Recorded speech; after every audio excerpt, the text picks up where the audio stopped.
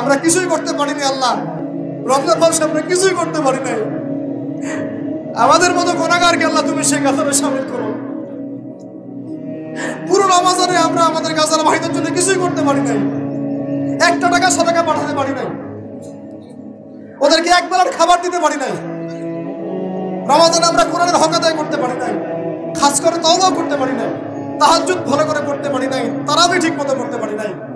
রোজা রেখেছি কতটা রোজা রাখার মতো, আল্লাহ যেভাবে তোমার নবী সাহাবীরা আমল করেছিলেন এরকম আমল আমরা করতে পারি নাই।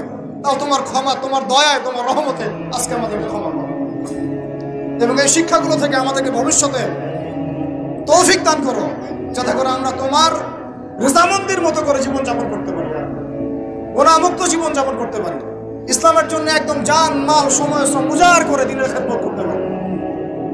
দিন ইসলামকে আল্লাহ পাকের জমিনে আমরা দুর্বল থাকতে দিব না ইনশাআল্লাহ। দিন ইসলামকে আল্লাহ পাকের জমিনে আমরা শক্তিশালী করেই ছাড়বো ইনশাআল্লাহ। দিন ইসলামকে আমরা আল্লাহ পাকের জমিনে বিজয়ী করেই ছাড়বো ইনশাআল্লাহ। এই পথে যারা বাধা প্রদান করবে এদের বিরুদ্ধে আমরা প্রতিবাদ করে তুলবো ইনশাআল্লাহ।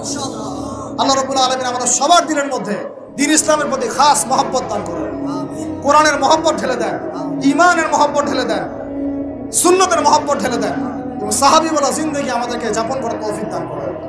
আল্লাহ রাব্বুল আলামিন আজকের এই খুশির দিনে, গুনাহ মাফের দিনে আল্লাহ পাক আমাদের সবাইকে ক্ষমা করে দেন এবং যে ভুল ত্রুটিগুলো আমাদের দ্বারা হয়েছে আল্লাহ পাকের সমস্ত ভুল ত্রুটিগুলো মাফ করে দেন এবং আগামীতে যেন এমন ভুল ত্রুটি না হয়, রমাদানের শিক্ষাগুলোকে নিয়ে পুরো বছর আমাদেরকে জীবনযাপন করার তৌফিক দান করেন।